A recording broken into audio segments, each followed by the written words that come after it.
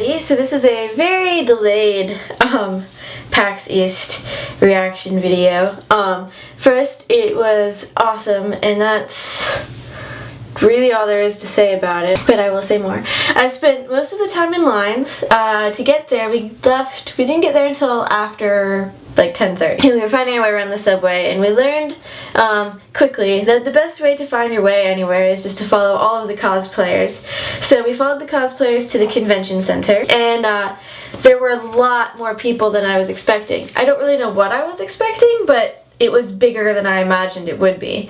And so we went to the key room and we got our lanyards, and then we attempted to walk around the exhibit hall, which was really hard to get around because all the people were there. And but it was really fun.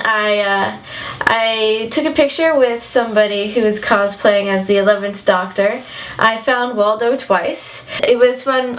They had a whole lot of people watching live gaming and a huge line for live gaming. I didn't actually play any of the games until Sunday when there were significantly less people and I could actually see my way around the convention floor. And I played Neverwinter, which was absolutely amazing. We went to the panels that Chris Perkins hosted on dungeon mastering and on the future of D&D, which was very awesome. We went to the second Penny Arcade Q&A, which was after the Gearbox panel, which we went to, which was really cool. I forgot who they were at first until they handed out, until Borderlands 2 came up, and then I remember that they were the ones who did that. They also did Space Marines Aliens thing, which I kind of feel bad about not liking now, because the people who are working on it are really great and they're really motivated to continue to improve it. So I'm looking forward to seeing what they improve and how they improve it, because with the when I saw the trailers for it as it was coming out, not like the original one they showed last year, I was just like, that just looks not quite right. But they're really dedicated people, which I was really happy about and happy to learn about, because game development is a weird genre and hard thing to get into because it's so volatile. And we also went to a panel on sound design, which was very, very cool, and we took notes because it would help for Foley, which is something that we're going to have to do for Henstrom. So that was good. We spent a long time in lines because that was the activity of choice. But it was really awesome. I missed the Blizzard announcement, but Hearthstone is a thing that's happening.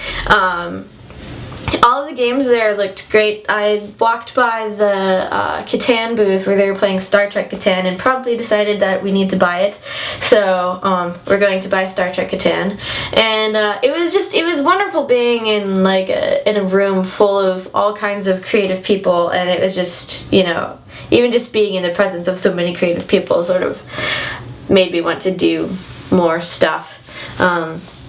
So that was cool. A lot of the experience of PAX, I've noticed, has sort of residually impacted me more than like while being there, just sort of after the fact. Like I made it to level 89 in World of Warcraft yesterday. I sort of had a really hard time getting back into gaming after coming back from PAX, because I played Neverwinter, which is it's the thing that Wizards of the Coast is doing.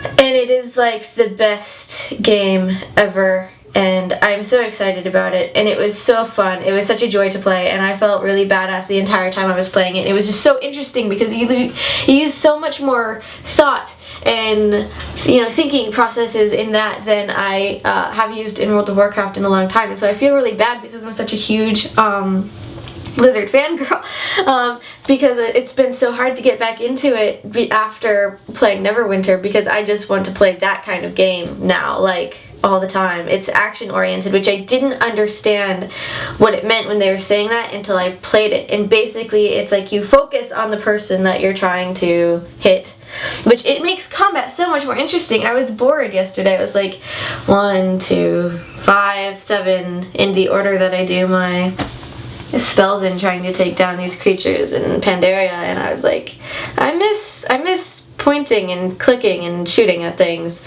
but it's okay. I'm so close to capping, and I'm really excited about it. And after playing it for 3 hours yesterday, I'm more back into a groove again, but it was just so hard to work back up to it after being massively spoiled by Neverwinter. It's ridiculous. The other thing that we did was got 2 copies of Bioshock so we could play them side by side in the living room. So Bioshock Infinite is absolutely amazing. I wasn't actually a fan of the original Bioshocks, and the cool thing about the PS3 version is it comes with the original Bioshock, so I might play that again after I finish Infinite. But seriously, Infinite, best game ever. It's so exciting. It's so interesting. You still have to, you use a lot of thought trying to get in and out of places and shooting at things, which I guess it's just weird because it's, I don't know, it's not usually my style, but I'm gravitating towards that more, so I guess my gameplay is just evolving. And Elizabeth is the best character ever. So I've decided that 1, I'm going to PAX Prime, and 2, when I go to PAX Prime, I'm cosplaying as Elizabeth, and as such, I bought my first corset yesterday, so I am 1/3 of the way to completing the Elizabeth costume, and I am so psyched. It's just, without spoiling anything, she is like the best. I have never seen anything like that in a video game ever, except for like when you decide to play like a female lead, like if you decide to play FemShep or FemHawk, but that's you choosing, and by default it's male. But it's just so interesting to have that already in a character, already set up. It's just, it's awesome. So yeah, so that has taken up much of my thought process this week as we've been playing it, and I've been bored all day just waiting until Alex is done working so we can actually play it more, because it's that awesome and it's so cool. And if you haven't got it, you have to buy it, because I can't say anything without spoiling it. It's awesome and it's so beautiful, and they put so much in. Anyway, yeah, I don't know, I enjoy games on a whole nother level now than I had prior, and I am much more wanting to do stuff creatively, which, I mean, it's weird because I'm generally like that anyway, but it's sort of escalated. Oh, and this is what's left of my pink hair.